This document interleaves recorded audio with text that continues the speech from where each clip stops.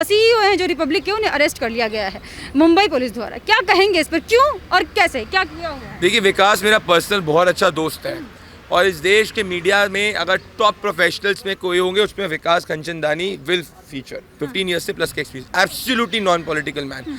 विकास को अरेस्ट सिर्फ इसीलिए किया गया है क्योंकि विकास की एंटिसिपेटरी बेल प्ली की हियरिंग आज थी। उसको एंटिसिपेटरी बेल प्ली मिलने वाली थी।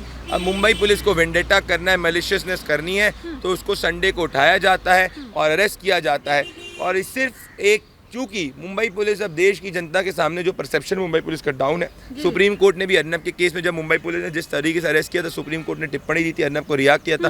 मुझे 35 घंटे से ज़्यादा समन कर चुके हैं। तो अब जो है ये लड़ाई जो है इसलिए हो चुकी है कि एक तरफ जो है मैडम राष्ट्र विरोधी, राष्ट्र के खिलाफ कहने वाले पूरा गैंग है और एक तरफ रिपब्लिक मीडिया नेटवर्क, अर्नब, मैं, जन की बात, आप सभी लोग हैं जो सिर्फ और सिर्फ सुशांत के लिए खड़े रहे, जिसने दिशा पे सवाल पूछे, जो महाराष्ट्र सरकार से सवाल पूछ रहे हैं। तो अब इनके ईगो की बात हो गई। इनको पता है कि अब कोई केस नहीं है तो आइए इनको अंदर कर लीजिए, आइए इस पे फेक केस करिए, आइए इस पे फेक केस करिए। पर अल्टीमेटली इस देश में कोर्ट सब देखते हैं और अल्टीमेटली दूध का दूध और पानी का पानी होता है। फैक्ट आज एनएचआरसी जो है, एनएचआरसी ने खुद ने कह दिया है कि जिस तरीके से घनश्याम को अंदर रखा गया उसकी हमें रिपोर्ट चाहिए। 4 हफ्ते विद इन फ्यू वीक्स हमें इसकी इन्वेस्टिगेशन कंप्लीट होनी चाहिए। महाराष्ट्र के डीजीपी तक को तलब किया गया। तो ये बहुत बड़ा डेवलपमेंट है कि महाराष्ट्र के डीजीपी से रिस्पॉन्स मांगा गया है। सीओ विकास को अंदर किया गया, पूरा कॉर्पोरेट सेक्टर अंदर खड़ा हो गया है। कॉर्पोरेट सेक्टर सोच रहा है कि भाई महाराष्ट्र के अंदर क्या इस तरीके से कॉर्पोरेट्स को ट्रीट किया जाएगा जिनका कोई पॉलिटिकल इंटरेस्ट नहीं है। तो मुझे लग रहा है कोई जाति दुश्मनी नहीं है, क्योंकि अर्नब ने और मैंने सुशांत सिंह राजपूत के केस में बड़े बड़े लोगों से सवाल पूछा। हम लोग ने चाय बिस्कुट की पत्रकारिता नहीं करी।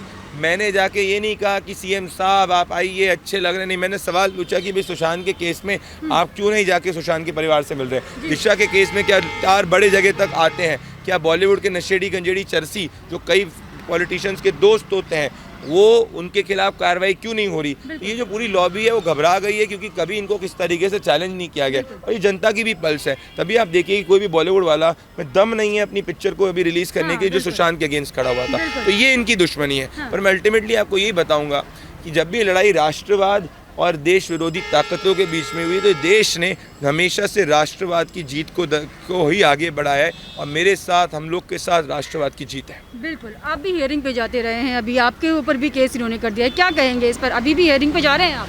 देखिए, मेरे को 35 घंटे क्वेश्चन ने समन किया है। हर शनिवार की रात को आप लोग में सही कई लोग मेहनत करते होंगे, अपने घर पे रहते होंगे, अपने फैमिली के पास जाते होंगे। मैं खार पुलिस स्टेशन जाता हूँ और ये सिलसिला 9 हफ्तों से चल रहा है और इतनी समन किसको नहीं किया गया है। मुझे लगता है कि इनको पता चल गया था कि भाई अगर प्रदीप भंडारी को ग्राउंड से आप हटा दोगे तो ये पूरे की पूरा जो चीज़ है वो थम जाएगी। और इसीलिए इनने मेरे पे 2-3 फेक केस, एक चैप्टर का केस किया हुआ है और एक और इनने केस किया हुआ है क्योंकि मामला अभी कोर्ट में है और मुझे पूरी उम्मीद है क्योंकि फैक्ट्स मेरे पक्ष में है और एक इनके पास एविडेंस नहीं है कि जो झूठे एविडेंस दिखाएं पर एक नहीं है। इनफैक्ट कोर्ट ने जब इनको कहा कि आप प्रदीप भंडारी को 11 से 2 के बीच में ही जब बुलाइए और सीसीटीवी में करिए तो everybody has behave very properly with me. तो अभी हियरिंग आने वाली है, मुझे पूरा विश्वास है कि मैं कोर्ट जो भी निर्णय देगा उसका सपोर्ट करूंगा, न्याय के साथ सपोर्ट करूंगा। पर मुझे दुख बस एक बात का होता है कि 100% ईमानदारी, 200% निष्ठा के साथ अपना काम करने के लिए अगर मुझे इस तरीके से समन किया जा रहा है तो मुझे ये बस रिक्वेस्ट है कि मतलब मैं सोचता हूँ कि कोई कॉमन मैन को अगर सिस्टम क्रश करने की कोशिश करे तो कैसे भी घुमा सकता है, अंदर रख सकता है। तो लड़ाई हमेशा लंबी होती सत्य की, तो आपको कभी भी गिव अप नहीं करना होता है। ये सबसे बड़ी बात है। और ये सोच रहे हैं कि मुझे तोड़ देंगे, इनको मैं बताना चाहता हूँ कि देख रहे होंगे, आप भी देख रही होंगी, within some time you will see me emerge very strongly from this. आपने इमरजेंसी के समय देखा था, इंदिरा गांधी जी को भी लगा था कि मेरे पास सत्ता है तो मैं देश में सबसे बड़ी हूँ और जनता ने जवाब दे दिया। तो अभी भी जो महाराष्ट्र के अंदर ताकत है, उनको लग रहा है कि हमारे पास नंबर्स है तो हमको कोई कुछ नहीं बोल सकता, तो हम लड़ेंगे।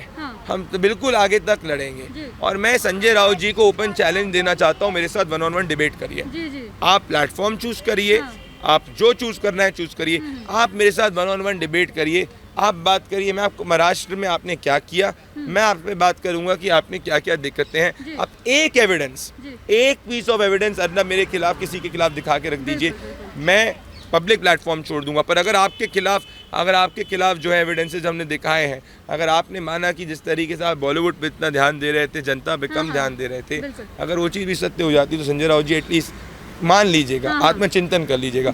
ओपन चैलेंज में दे रहा हूँ संजय राउत जी, डिबेट पे जहाँ आप कहना चाहते हैं, आप खुद पत्रकार हैं सामना में, आप टाइम बताइए, प्लेस बताइए, जहाँ आप बोलिएगा 1-on-1 मेरे साथ डिबेट करिए। बिल्कुल बिल्कुल। देखिए वही सरकार है जो कंगना को पीओके से कंपेयर करते थे, जब कंगना मुंबई को तो कह रहे थे मुंह तोड़ देंगे उनका, और वही प्रताप सरनाइक जो शिवसेना के एमएलए हैं उनके पास पाकिस्तानी क्रेडिट कार्ड मिल गया है। क्या कहेंगे इस पर? संजय राउत जी ने इस पर अभी कमेंट नहीं किया है।